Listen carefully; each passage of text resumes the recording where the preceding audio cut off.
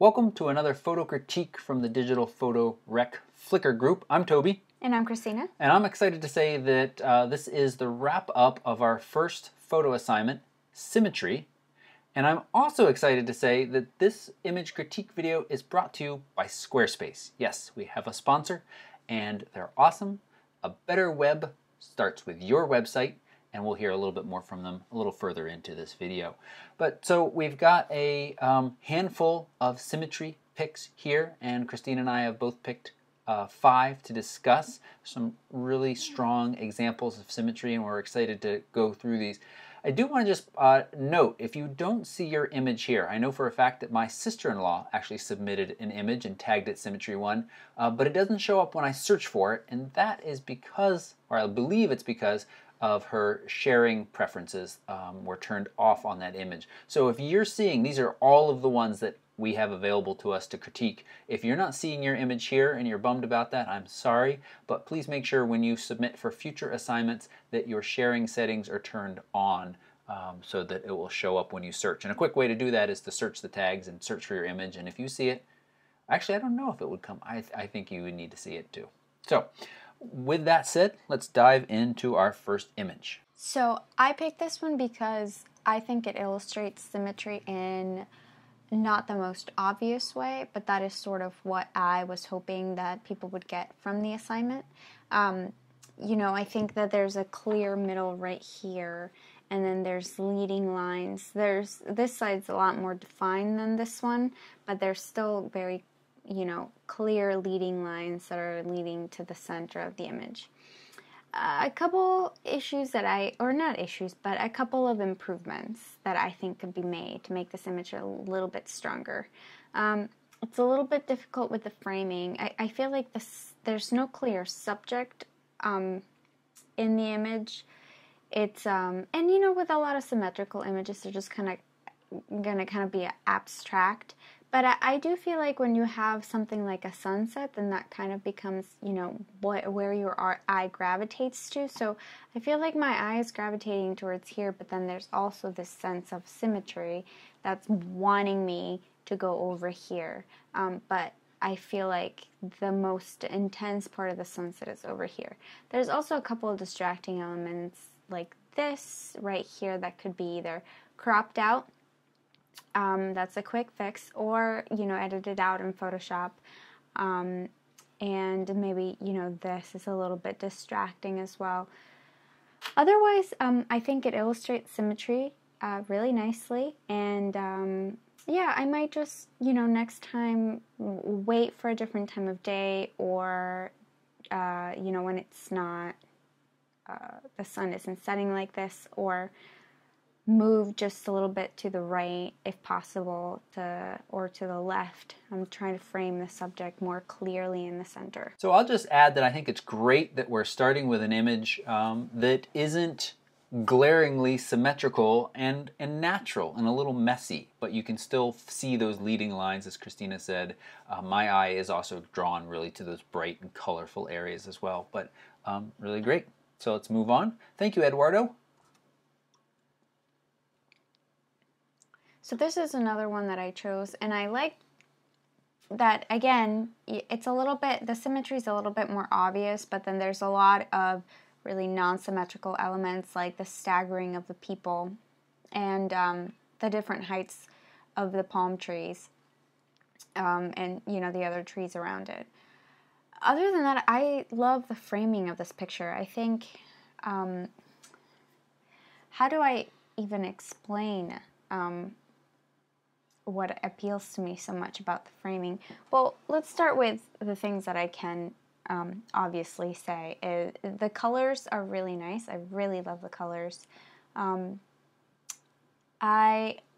like that the horizon doesn't feel like it is split in an awkward way. Like there's a lot of foreground, and that normally to me, I don't tend to include a lot of foreground in my images. So to me, I feel like I would have framed the image from the bottom of the steps and included more sky. But in this case, I think that the foreground is actually or the amount of foreground that was included is actually a really, really good choice. And there's obviously a lot of really interesting things in the foreground, so that was worthwhile to include. I feel like the picture wouldn't be as strong if there wasn't as much foreground as there actually is. You know, the horizon is great, the crop is great, the exposure seems to be just spot on. This seems to be, you know, at least, it looks like it might be fully sunlit, but there might be a little bit of cloud cover, but you see enough detail in the highlights and the shadows to really, you know, be able to tell that it's a good exposure. And yeah, overall a great photo. And the symmetry is a lot more obvious, but there are still, you know, elements that aren't necessarily completely symmetrical. Yeah, I think it's very nice, and you know, kind of it breaks the picture into your rule of thirds, but at the same time, your horizon line is kind of split, and we've recommended to people to stay away from, you know, lining things up nicely in horizon line, but in this case, it really just works, and you can really kind of, I can imagine folding this image into a tic-tac-toe grid and having meeting sections from each side and from top and bottom as well. So just really nice. Thank you, David. And David actually didn't go out and take this, I believe, because March 1st, but he had it in his archive and said, this represents symmetry. Mm-hmm. Again, another picture that isn't completely obviously symmetrical. The peacock's head is obviously off to one side, and then, you know, the beginning of the tail is off to the other side. So but yet, you know, the feathers, the tail feathers, all repeat in a very symmetrical pattern on either side of the peacock. So while the photo wasn't taken straight on, you can still tell that there is symmetry in the photo. So this is great because I feel like this person, Nicole, she closed in and tried to use the pattern and this, you know, symmetrical elements of the peacock to frame it. And I think it's a much better photo than if you had included the entire peacock and maybe some of the background. I feel like it wouldn't look as majestic as it does in this image. You know, your eyes would probably be distracted with other elements instead of just going straight back to the head and then to, you know, the beginning of the tail, which is also really interesting, and then back around to the other tail feathers, which are really cool.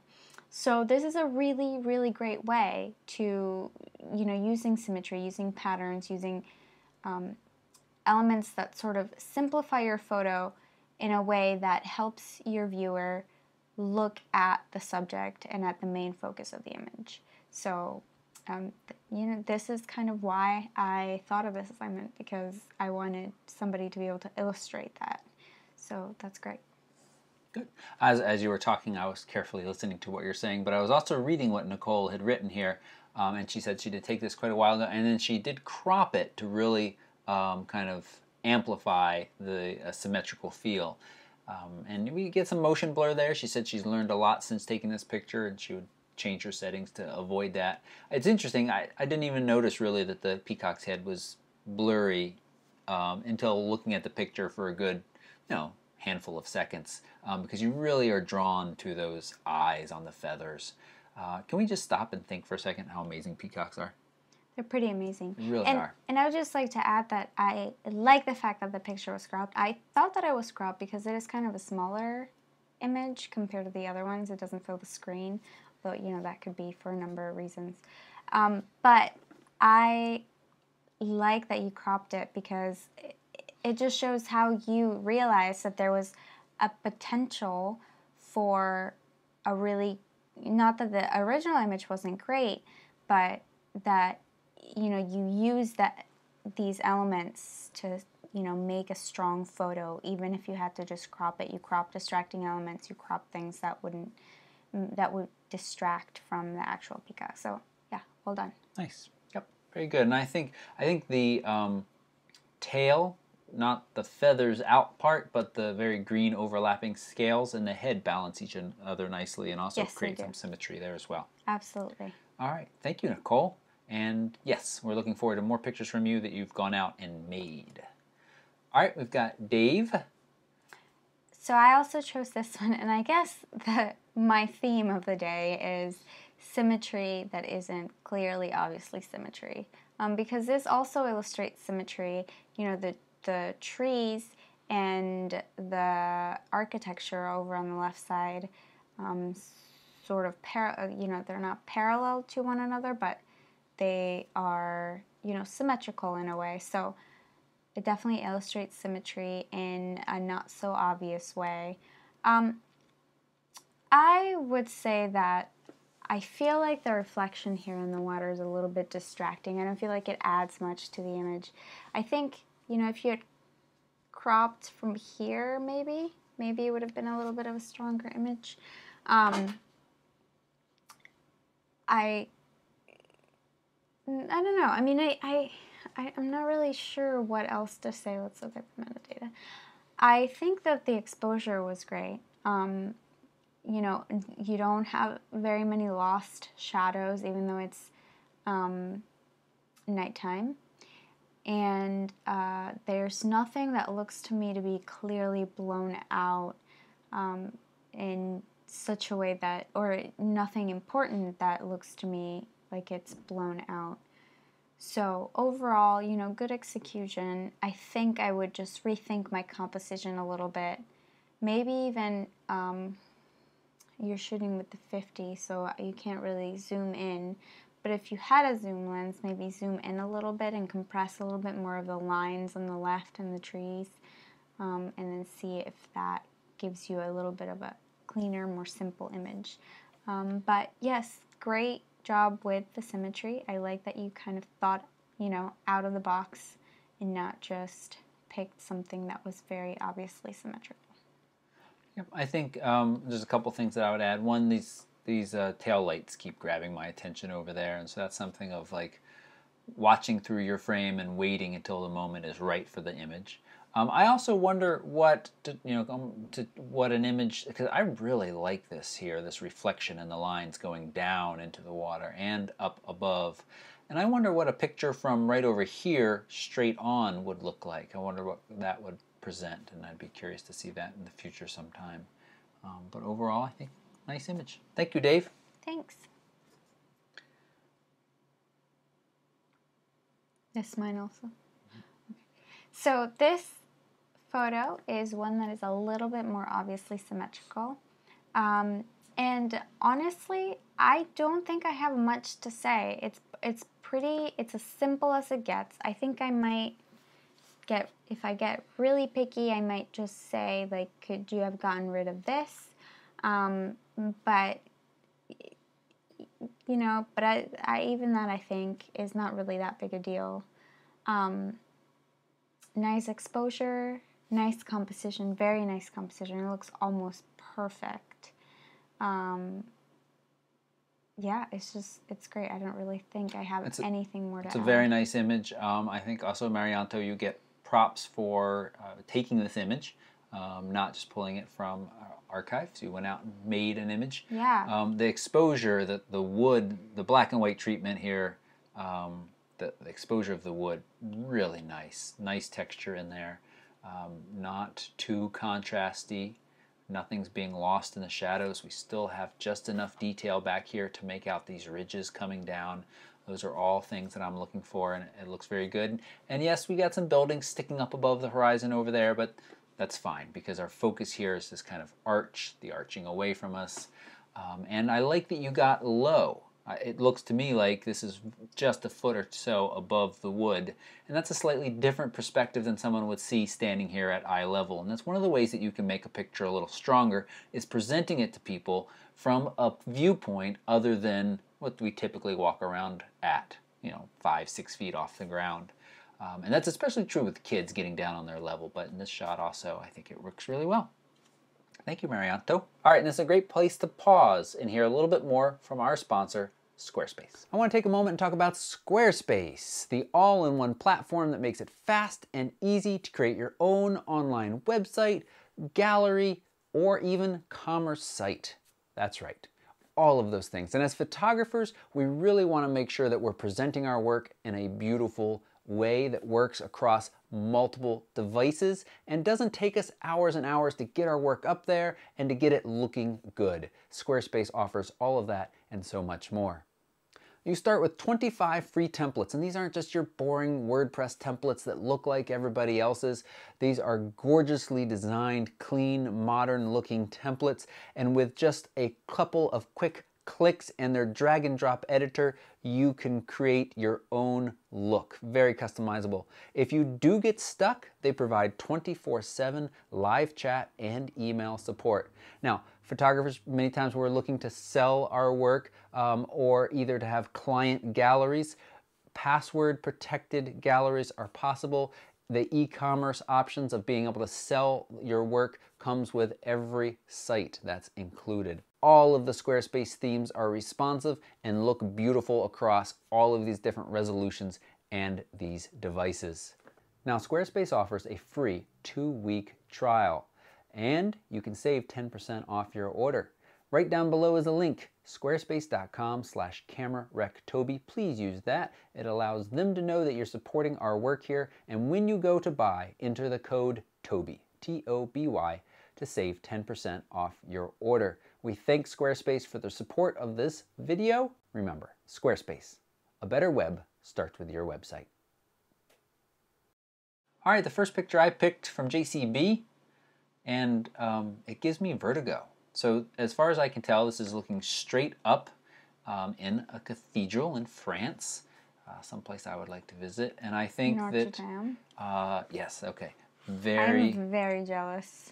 Very wide angle lens, and you can start to see some of the, well, you can kind of feel some of the distortion up there because as these things are kind of bending around us. And I'm not talking about these arches bending here, but the way this is feels just a little bendy. I'm not saying bad, but I'm just saying that I can tell that it was taken with a very wide angle lens.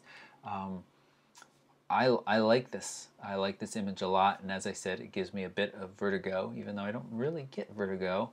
I think you probably did some lightening of the shadows, and we got some nice light coming in from the left. I wish that we could have evened that out a little bit, but that was the sun was coming in from that direction, and so really brightening that. So we lose a little bit of that, but overall, I think it's really nice, and I'm not sure I have anything else to add. So I think the only thing that I would like to add is just again to reiterate the point of how a simple technique like this, using symmetry, can help highlight some features that might get lost from a different angle. Like if you were to approach it from a more traditional angle, like from the door or just, just straight up trying to get the entire cathedral. Of course, that's something that you still want to get because you want to remember what the whole space looked like.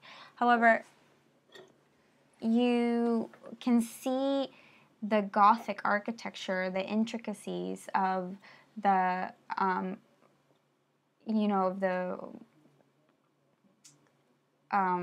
what do you call them? Pillars? Columns? The columns, yes. The columns and the arches, and, it's just amazing, and you can really, really see that just from this angle. So you would be able to see it from a different angle, but this way just really highlights it and really emphasizes it. So. And I was just thinking that one other option you could opt for in here is an HDR.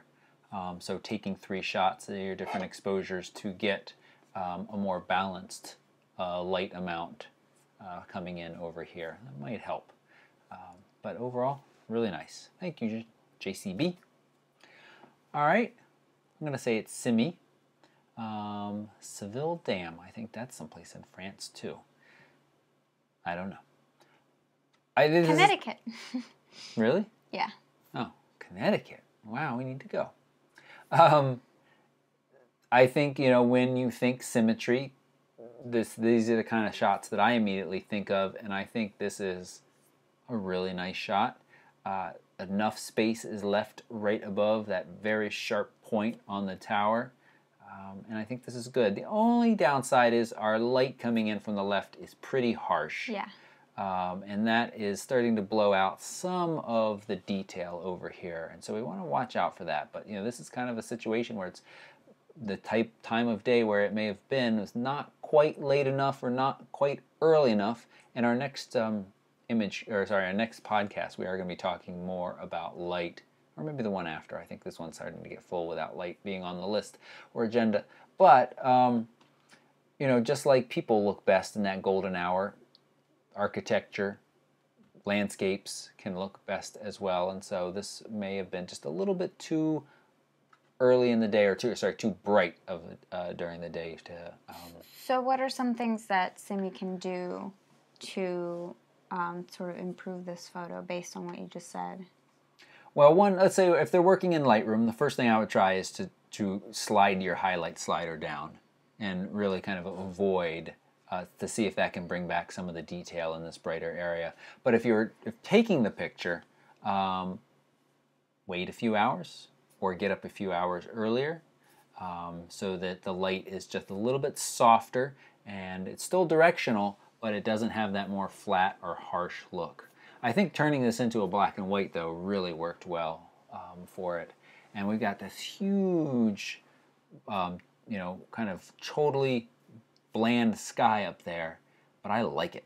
And I think it works really well in this image. I think the only thing that I would suggest doing is maybe underexposing slightly. Every time that you're dealing with a full sun situation, you probably want to underexpose a little bit because your highlights are, especially when you're photographing something light, something bright, something white, or even gray, like a lightish gray, is going to be blown out even if it's, your exposure meter reads, 0. So I would underexpose just a touch, and then, it looks like you've dodged and burned a little bit. So I might just dodge the shadows just a little bit in post-processing, and, your highlights should be fine. So yeah, just dodge all the parts that are a little bit dark.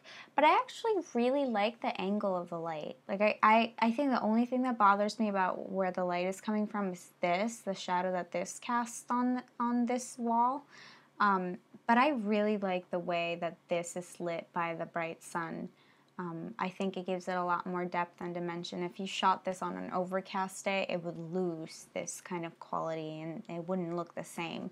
So I really like where the light's coming from. If you shot it a little bit earlier, you would probably not have this shadow. Maybe like an hour, 2 hours earlier. But I do think that the sun and the light and where it's coming from do good things to this image. So great. Thank you, Simi. Now we have another one I picked from Syrian. Found this in Paris. Would it best to be, and then they're asking a question, would it be best to remove some of the lighting spots in post? So we've actually got a lot of little lighting spots over it. I didn't really notice that at first. Lots of these little speckles, and a bigger one too. These little ones would be quite easy to remove. And Christina, you're nodding your head lots. Would you take the time to remove them? I think that they seem pretty easy to remove, so I would just go ahead and do it. Yeah, I think if this picture really matters to you a lot, if you really love it, of course, if it's just like, if you just want to remember this, you don't necessarily have to do it. But if this is something that you're like wanting to enter into a competition or like print and frame or, showcase in a special way, then you should probably take the time to do all of that.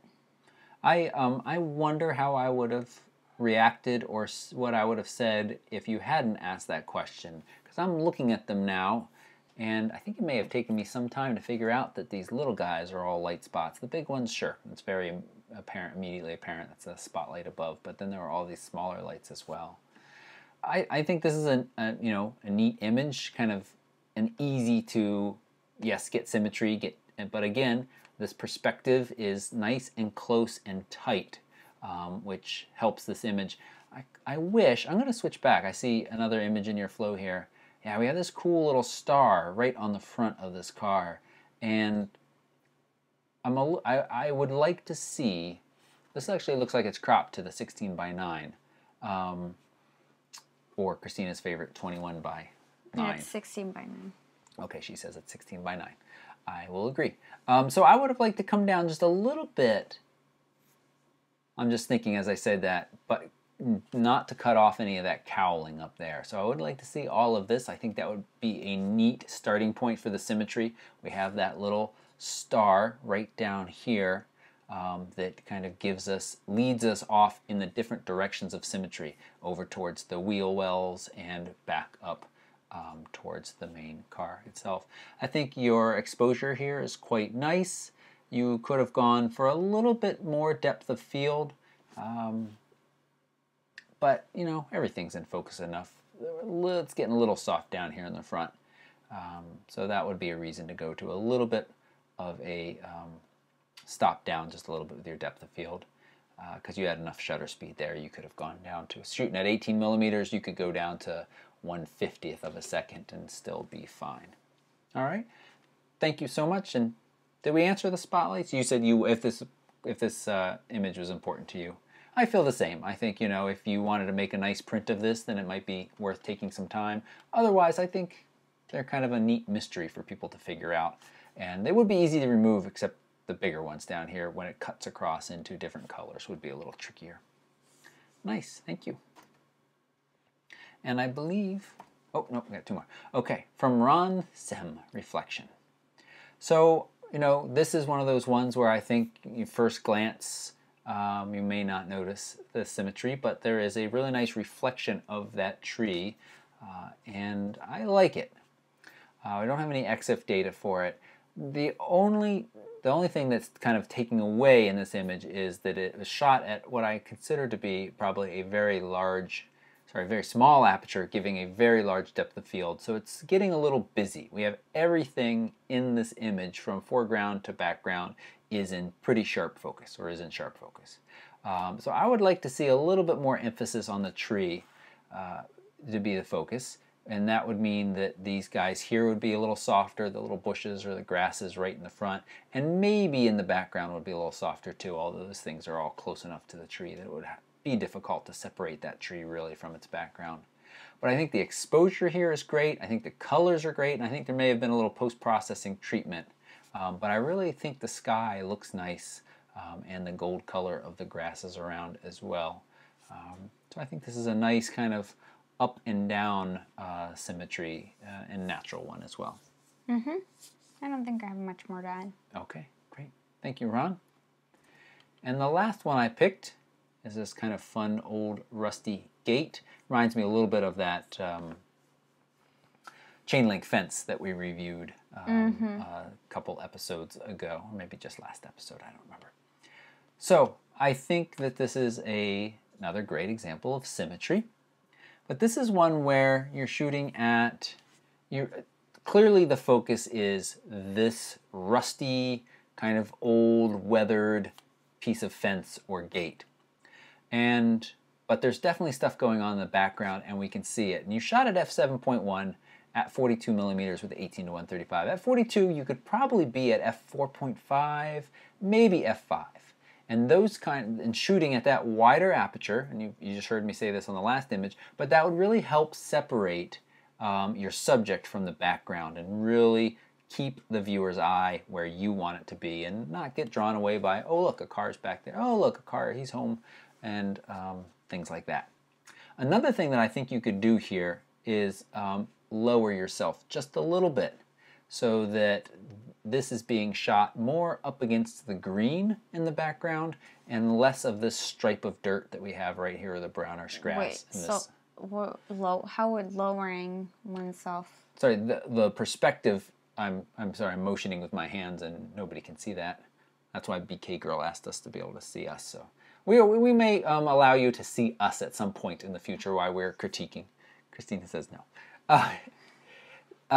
But squatting down is what I'm trying to say here, so that you're shooting more on level with it, or maybe even up a little bit, and going to kind of frame it so that it's hitting that grass. We have a little bit of room up there, and if you'd come down a little bit, this bar would have come up a little bit. You don't find the bottom, the dirt part, distracting?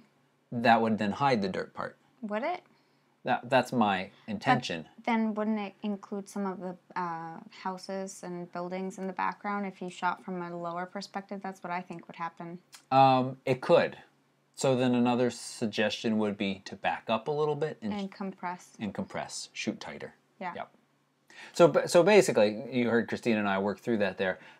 My goal, or your goal in this image, I think it would make it a stronger image, is if you could really kind of compress the background, shooting at a slightly longer focal length and kind of trapping it in that green space there, and not getting too much above, not getting too much below. But I think there's some really neat detail, and this is cool symmetry. Wonder how old this is. Anything to add, Christina? I think so. I think the compressing by zooming in and maybe lowering or opening up your aperture just a tiny bit would help tremendously, I think, to remove distracting elements. But that's about it. Yep. I think we've looked at a really nice variation of images tonight. We've had some that were shot with really wide angle lenses. There was a couple here. This was shot with an 8-16 at 16. Not super wide, but pretty wide. Here is an 8mm lens.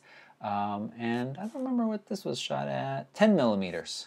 And so oftentimes that really works nicely in these kind of symmetry pictures of really allowing space for the objects and really seeing the symmetrical lines as they come together.